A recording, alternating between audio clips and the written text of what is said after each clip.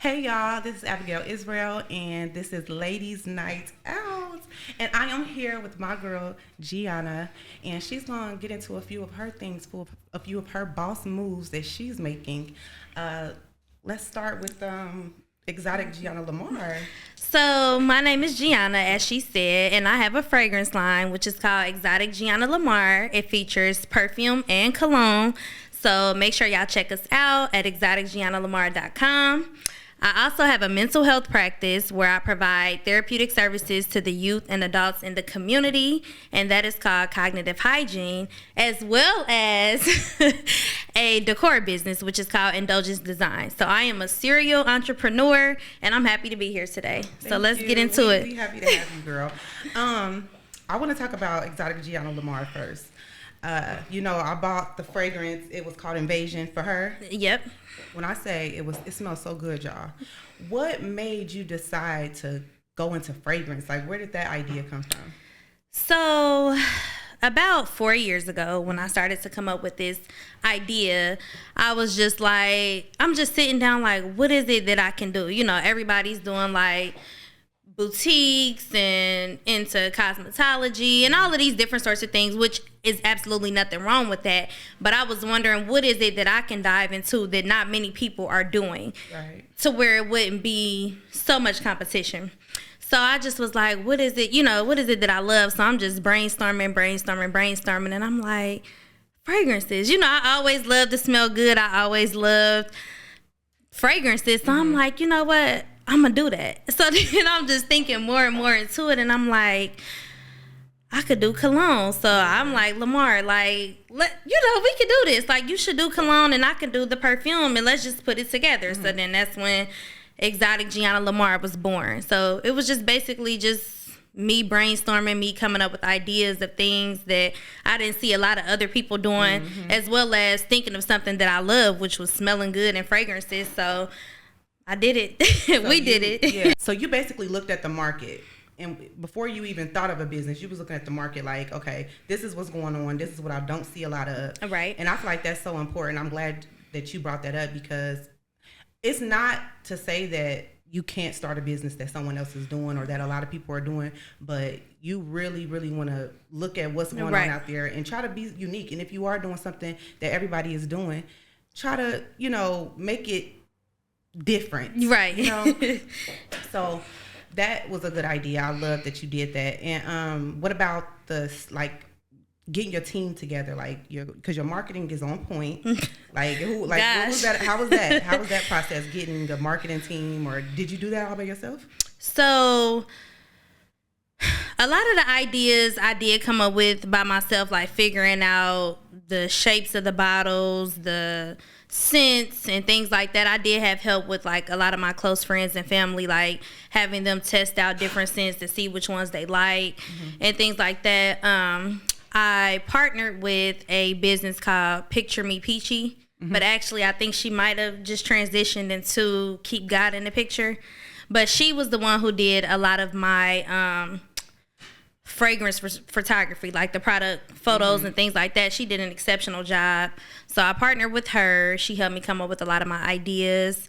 As far as manufacturer goes, I switched between manufacturers throughout the time of having like the different fragrances. I just basically did a lot of research on that to figure out which one would better fit us, and obviously go with the cheaper one. Yeah, so it just kind of was like a lot of the things that I was coming up with on my own, just brainstorming, researching, looking at other things, people who were in that same line of work, looking at things that they were doing to try to get ideas and inspiration. And that's kind of like how it went.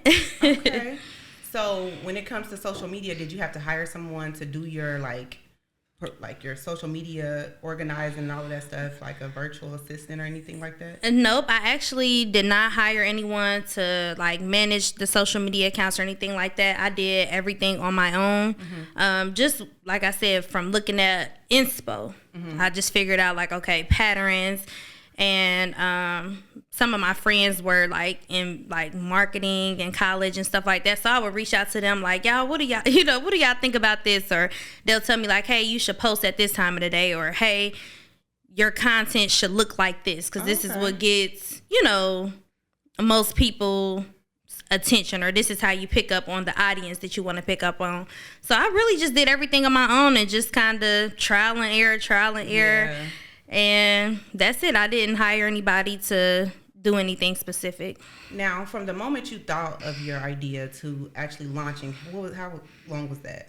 So it actually was not a long period. I want to say May of 2019, I kind of started to think of this vision and this idea. And by November, we launched. Mm-hmm. So May to November was like the time frame of how long it took to launch, as far as like communicating with the manufacturers, them sending us samples, us giving them our feedback, and actually getting, you know, the order going into production and them getting us the shipment. Yeah, May to November. So it didn't take a long time. The hardest part is finding a manufacturer. Mm-hmm. Once you find a manufacturer, and if you got the money, you can do it. Right. So the hardest part is probably the money and the manufacturer. But once you got both of them, you could just take off. We're going to talk about both of them. So the money, did you use business funding, or was it all you and Lamar? So with the fragrance line, that was just us. Like, you know, we talked to the manufacturer, seeing how much for some reason it's hard to get business funding. I mean, I don't know why, but they not trying to give small business owners money. I mean, until the pandemic came and the PPP and all of that came out. But prior to that, it's not easy to get money. Like, it's, you know, they looking at you like, what? If you ain't got no business credit, no good personal credit. You know, we both were in college. Mm-hmm. Like, we just young, you know, little black kids. Honestly, like, they not giving you no money. So honestly, we went out on faith. Like, okay, you know, we got this saved up, we got that.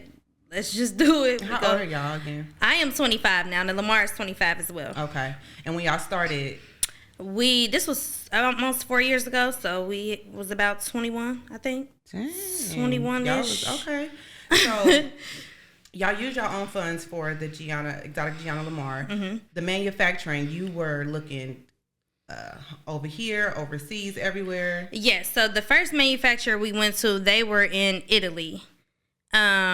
And they were good. I didn't have a bad experience with them.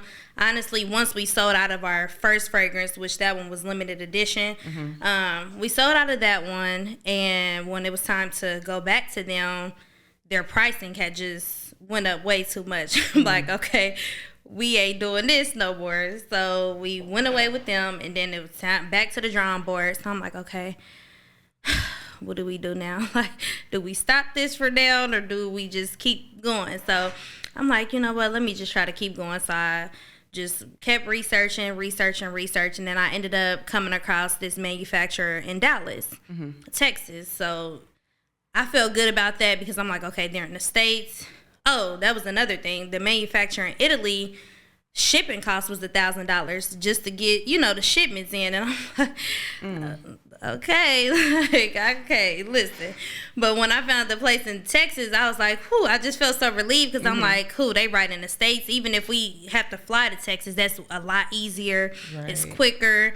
And their shipping cost was like little to nothing. So that was like another like great thing. But yeah, I found that manufacturer in Dallas, and they were good to go until now. And you okay, so because now they done went up on their prices again. So we just kind of like. So you have to. That's an issue. That's a issue that you're facing, is like the manufacturing. That's something that's ongoing, right? And then possibly be ongoing, right? And then another issue is also marketing. So I don't believe that we were doing bad with marketing, but being that we're both like we have other businesses and other things is like has our attention. Mm-hmm. It's hard to just focus on this fragrance line marketing. So like it's just like do we spend thousands of dollars on this fragrance line that's not gonna make thousands of dollars back immediately? Mm-hmm. You know, it may be like over time or a year or mm-hmm. two. It's like, does that make sense? I don't know. It's like marketing is a huge thing. Yes.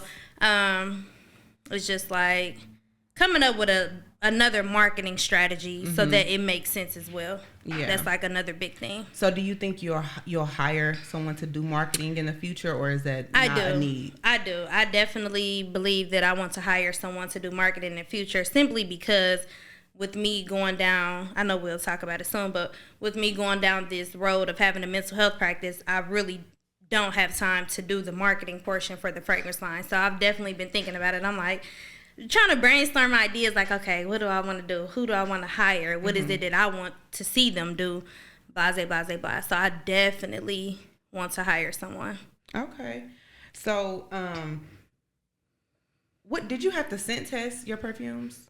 Or your colognes, did you scent test them by yourself, or did you like? Yes, so I scent test them. I allowed my friends, my family, everybody to kind of test them to see if they liked it, if we should choose something different, all of that good stuff. And we also were actually able to give the manufacturer like different notes and stuff like that of what we wanted our fragrance to smell like. So they literally built it from scratch, or made our fragrance from scratch, which was, really nice, and I really liked that.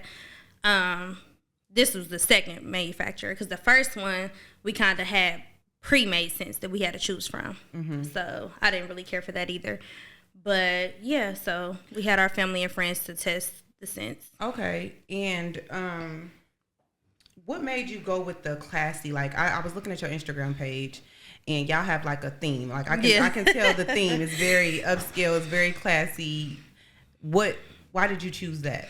So I feel like fragrances are a luxury. That's not really,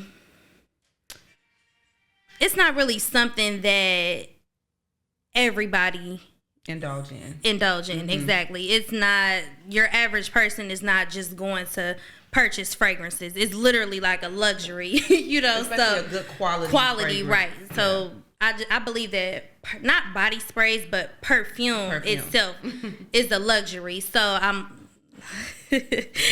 I felt like our fragrance should mimic that, so I want people who are luxury to purchase our fragrances. Right. So I want to show them that this is a luxury product. Right. So you found, or you decided on your target market, and just market it towards them. It's not for everybody, and that's something everybody learned. That's a basic in business. Everybody knows that you gotta look for your target audience and focus on them. So if you are,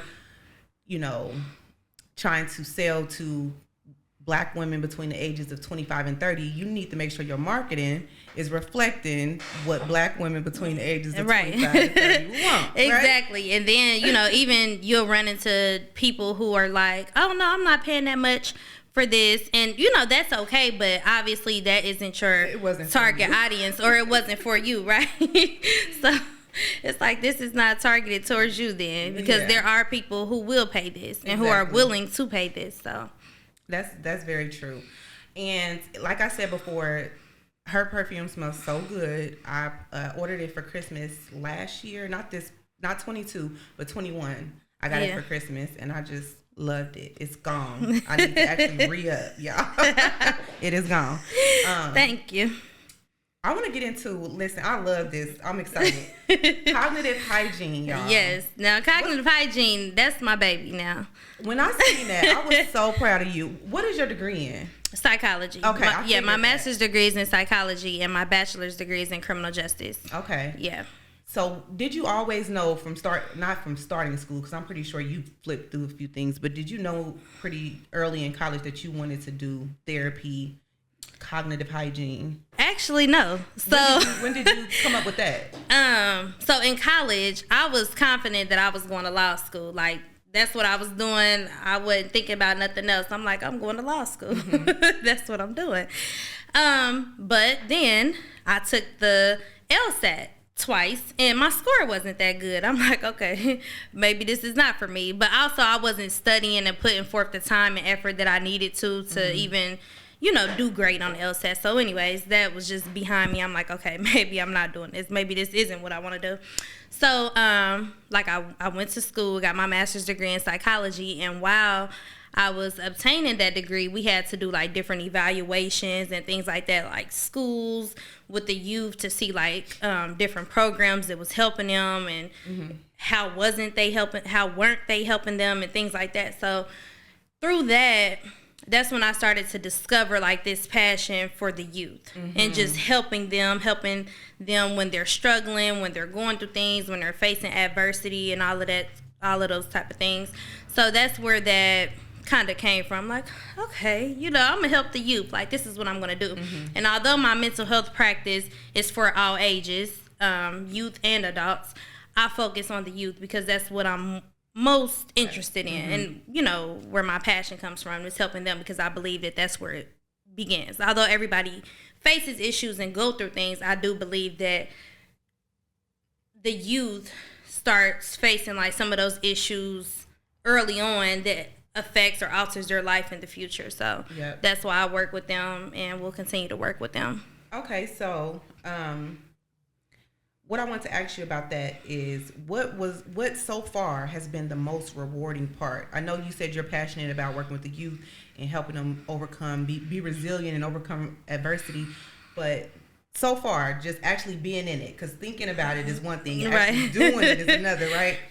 What has been the most rewarding part that's going to keep you like, I want to keep doing this? Yes. So last summer, we did a youth therapy summer camp for the children in the community, and in that program, the youth, they were so, like, first of all, we did so much with them. We was taking them out to eat, taking them on field trips. I mean, we just gave them what they probably aren't used to, or, hadn't been like, what's the word I want to use? They hadn't been accustomed to, or, things like that. So doing that for them and seeing how grateful they were, how happy they were to come back, like after the summer program, they're like, are y'all going to do an after school program? Like, can we come back with y'all? Can we do this? Can we do that? Can we get together and do this? Just seeing how happy they were and how happy that how much I impacted their life, it really made me feel great. And I'm like, I'm doing this. I'm going to continue to do this because I just loved how happy they were. Okay, so because I feel like we dived right into it. Tell the person watching about cognitive hygiene. So cognitive hygiene is a behavioral health practice. We provide social services to the youth and adults in the community, and we've been in business for almost a year now. That's pretty much what we do. We have counseling services. We provide therapeutic behavioral services, CPST, all of that good stuff. We have licensed social workers that work with our clients, and we just pretty much just provide services to assist with the community needs.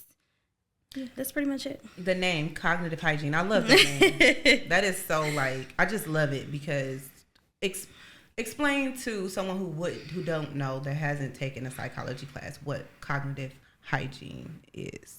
So when I was thinking of names last year, I'm like, what do I want this to be called? Like, what do the people, like, how can they connect? What would be great? What do the world want, Giana? Like, what they want? What do they want?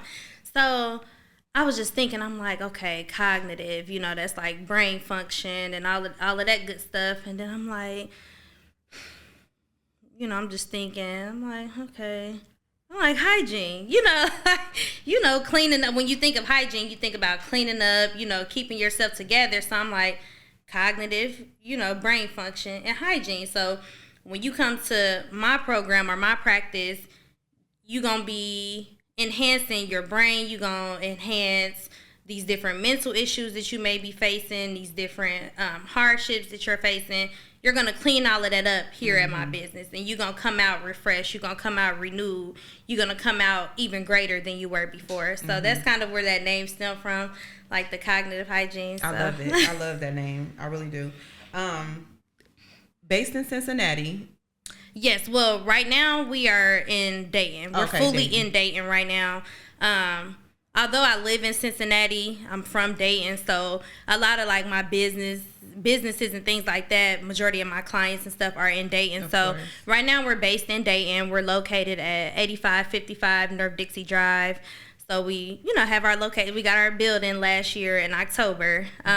We haven't did like a grand opening or anything like that because we were still like in this transition period of getting everything going, but we do have a building, and like I said, we are located at 8555 North Dixie Drive in Dayton / Vandalia. So yeah. So what are your plans for cognitive hygiene? Like, how far you want to take this? What do you see this practice being in about 3 to 5 years? So I want cognitive hygiene to be big.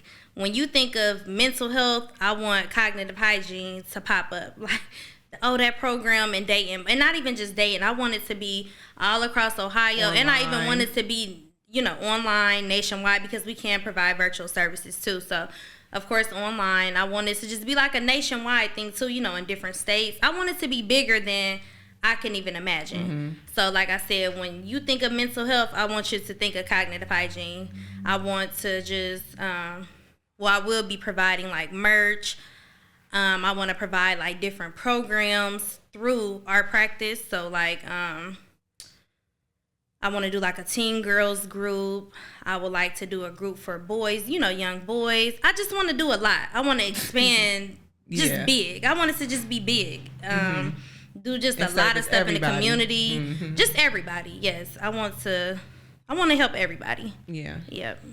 That's wonderful. That is really wonderful. Congratulations on that. I really love that.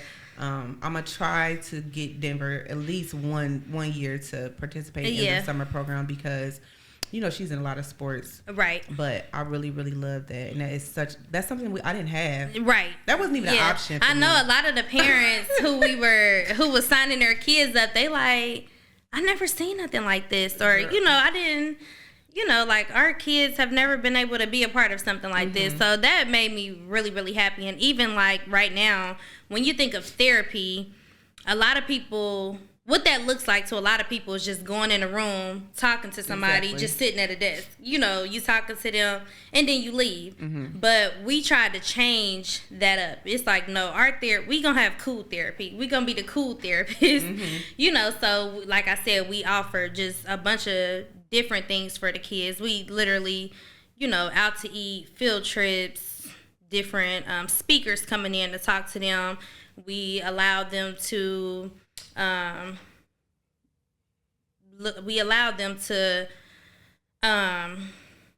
into like different resources and careers and allow them to learn about all of those different things that they may not be learning at home or may not even be learning in school. So that made me feel really great. I'm like, this is not gonna be just regular therapy. This is gonna be cool therapy. It's a innovative way to do things. Like, y'all not just servicing the mind. It's holistic. Like yep. Everything. Social. Like you helping these kids socially, exactly. They're meeting new people, they're going places. Maybe over the summer they would have been at home, but now they're out doing right. So that's really, really good. So let's get into the decor, because girl. Okay, so Indulgence Design, that's something, that business nobody is gonna let me forget about. Like, no, because you're every time like somebody reaches out to me at least once a week talking about this, like, are you still doing interior design? Are you still doing parties? Are you still doing this, doing that? Blase, blase, blah. I'm like, no, not right now. Not right now, no. Because it's really a lot. Like, out of all three of these businesses, that one, baby, that one will test you. It's a lot. It's not time consuming, or is it physically a lot? Both. It's time consuming and physically a lot. So originally I started out with interior design. That's just, what I was going to do. Just decorate people's houses and things like that. But then I shortly branched off into doing events because I was always great at it, great at doing my own events. So I'm like, I'll do this. Like, people always gave me compliments on like a lot of the ideas and stuff that I've had. So I'm like, okay, I'll branch out into this. Boy, listen, them events, I mean, it was just too much. You got to get a U-Haul truck, and I was partnering with a company in Columbus who I was renting like different items from, chairs, tables, all of that good stuff. So I was partnering with them. So mind you, I live in Cincinnati, so Columbus is 2 hours away from Cincinnati. So I'm driving to Columbus with the U-Haul truck. Then I got to go to Dayton because the event is in Dayton. Unload the U-Haul truck, do the whole party, then wait, load the truck back up, go back to Columbus. Then it was just a lot. I'm like, okay, yeah. So you took a break from that. Yeah, so I'm like, okay, I have to take a break from this. It's just really a lot. Like, and then you got to have the proper team for stuff like that. That's not a one-man's job. Exactly. Doing events, it's not a one-man's job, and that's what I was doing. I was basically doing everything by myself, and I'm like, no, this isn't going to work. But I truly love it. I have a passion for it. I always love it. I always, be into it. My house, my events, I'm going to always love that type of stuff.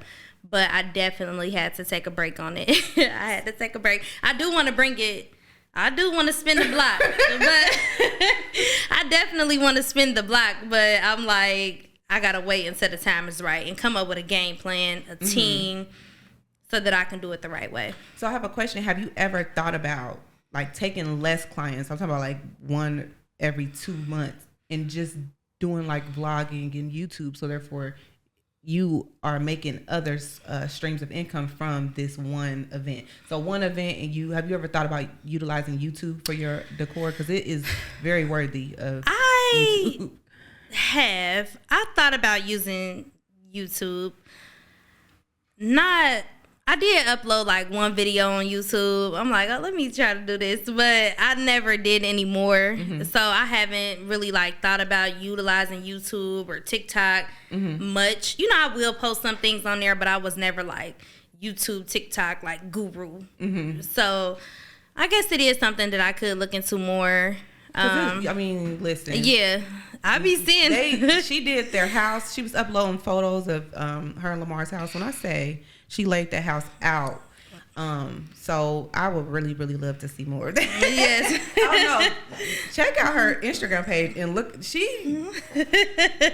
The girl shows out, especially on her birthday. She's big Pisces, not the little one. Okay? Yeah. She shows out every birthday. So I love the decor for her birthday. I mean, it's always a theme. It's always over the top. It's always extreme. And I love it. I really, really do. So I will definitely be rooting for you to keep going. Keep going, yes. So, and then when you and Lamar have a little Lamar, y'all you can decorate the whole baby room. I can't wait to see that. That's going to be, she really going to show out. I can't even imagine. When I'm so excited for that whole next, phase of my life, like getting married, having kids, because I already got plans. I'm like, you know what? I'm doing this. I'm doing that. I'm going to go all out. So, yeah. Okay. I have a few just general questions. In life, just period, being an adult after college, what has been your biggest obstacle getting to where you are now? I would say consistency. That's a good one. It's hard to be consistent. Like in life, when you got hardships, you got this over here, family over here, your parents, things is going on in their lives, and it's a lot. Like, life is hard. Yeah. Life is hard. So it's hard to be consistent. I've had a hard time with consistency, even with the businesses, being consistent with marketing or being consistent with communicating to get certain things done. Consistency is, that's one. That's a big deal. No, I can relate. I feel like a lot of things, that I might have done, like, not escalated in, or areas that I haven't escalated in, is simply because of not being consistent. So I definitely think that's one of like my biggest hardships. Okay. So another question I want to ask you, what is a song that motivates you? Like when you wake up in the morning, you trying to get motivated, you ain't really feeling it today. What is a song you will listen to get yourself going? That's a good one. That's a good one. Because, I'm not a huge music person. Really? I'm not. You ride in silence? I do. Lamar think I'm crazy. I'm like, I literally ride in silence. I do. Like, anytime I'm what coming. What you thinking about? Everything. I be thinking about everything, and I'll talk to myself. It helps me. Like, it helps me. You know, when I'm saying my goals or saying things that I need to do, music almost distracts me. Yeah. It does. Okay. Like, I literally ride in silence. Lamar be like, turn some music on. I'm like, no, that distracts me. I gotta think. Yeah. Like, I really do ride in silence, though. That's funny. I do. So no song that you can think of right now. Let's see. A feel good song. I got a lot of feel good songs. Let me see. What's at the top of my? Because we're building a Ladies Night Out playlist, but to motivate the girls, to keep the girls going. We gonna build it from our guests, and we gonna send it out to y'all. Share it with y'all. Okay, so one of the songs that's at the top of my list is "I Feel Beautiful" by Fantasia. That's been having me in a chokehold lately. I love that one. What else? That one. It's a lot of stuff I listen to, but not necessarily for motivation. It's just, I just listen to that. I just be listening to whatever. Okay, so I Feel Beautiful by Fantasia. We adding that to the Ladies Night Out playlist. Because I'm a big music is we're adding that for sure. That's a good one. So another question is, when you were a child, let's say 8 years old, what did you want to be when you were older? I want to say a lawyer. That's all I can remember ever saying. Like, when I was young, growing up, I'm like, I'm going to be a lawyer. Like, I'm going to be a lawyer. That's all I ever remember saying. I can't think of anything else. Want to be a lawyer? I don't know. I don't know. I did say I was going to be a forensic scientist. I used to say that too, because I used to be in love with Criminal Minds. That was the only show that I would watch. Literally up until like a couple years ago, I didn't watch nothing but Criminal Minds. Like, I did not used to want to watch nothing. And listen. So I'm like, I used to be like, I'm working for the BAU. Like, I'm going to be a forensic scientist. Like, I'm doing that. But between that and being a lawyer, them was the only things that I imagined being when I grew up. That's consistent. I mean, you always knew. I feel like what we wanted to be when we were 8 years old is we usually come somewhere close to it. Right. Because we might drift off. We'll drift off. And then my best friend, she's about to graduate from law school. My best friend / sister / auntie. We really connected in all three ways. Best friend, sister, she's auntie. my best friend, but she's also married to my dad's youngest brother. Okay. And then we're line sisters as well. Okay. So we really are connected in three ways. But she graduates from law school in May. So, you know, that's me coming close to that. Yeah. I mean, even with, you never know, because you might not actually, if you don't continue to go to school, you might not become an actual lawyer, but you might be defending somebody in some type of way. Especially with mental health. Lawyers help people. Lawyers look out for people. Lawyers is who you call when you in the bag you need. And that's still the same thing. Like, you still have that spirit of wanting to defend. You know what I mean? Right. Mm-hmm. So that's it. We always come closer. When I was 8 years old, I wanted to be a songwriter, a writer. But I'm a screenwriter now. Right. I do writing. I still do writing. Writing and like books and stuff. I mean, everything is around writing. And I've branched off many a times. Said I wanted to be a nurse. I did a lot of stuff, baby. But it always boils down to writing. Right. Okay. Another thing I want to ask you, a lot of people complain about when they're starting a business, not getting support from family and friends. I'm pretty sure you've seen people complaining on Facebook about, not getting support. Have you ever felt that way? And even if not, what do you think about that? So I have.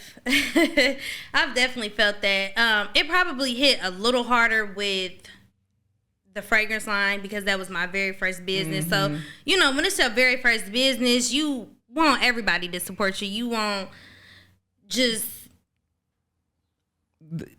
you have an image. You got this image. You like, okay, this person is going to support me. This person going to support me. Blah, blah, blah, blah. Like, you just really... just have this just feeling of just wanting all of this support to pour in on you. And it doesn't happen like that. Yeah, that's very true.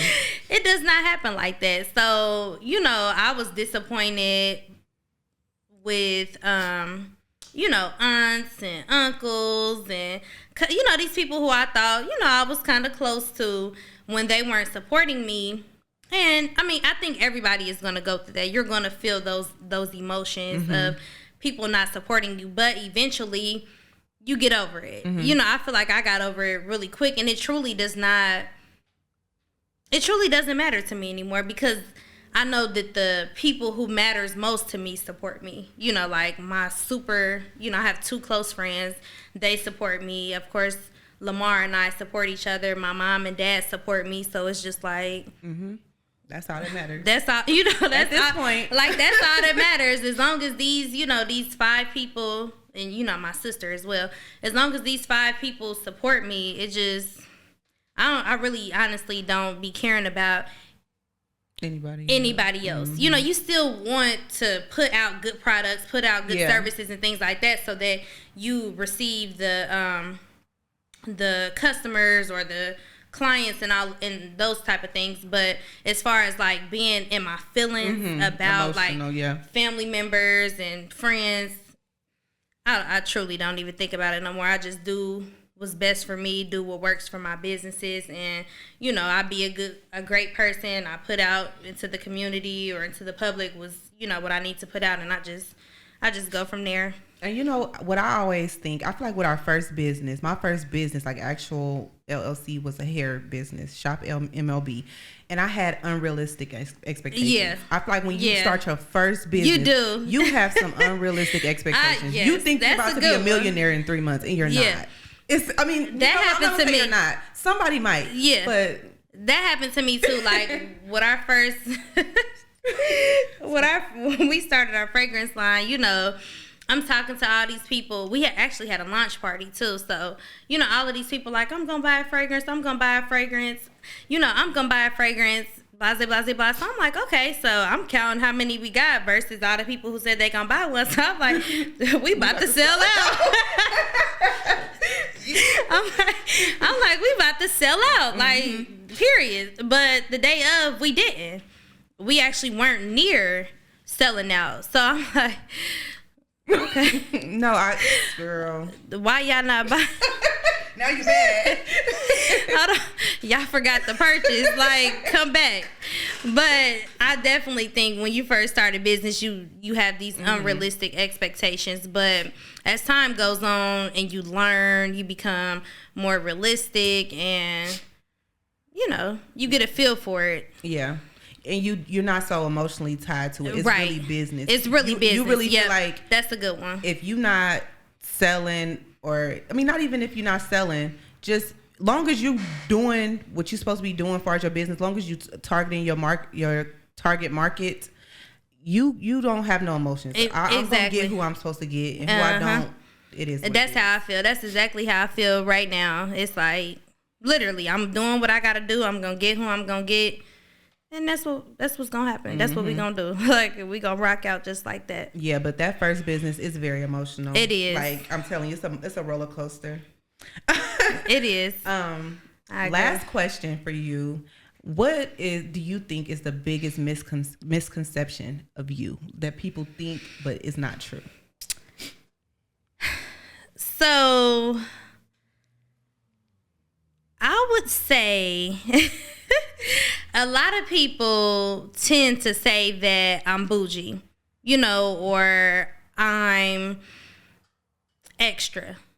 I hate that word. I hate when people say, like, you so extra or you bougie, because I truly don't believe that I am. You know, I've always been a humble person. I've always helped everybody. I was always nice to everybody. Can't nobody ever say I've been mean to them. I mean, I don't really feel like they can.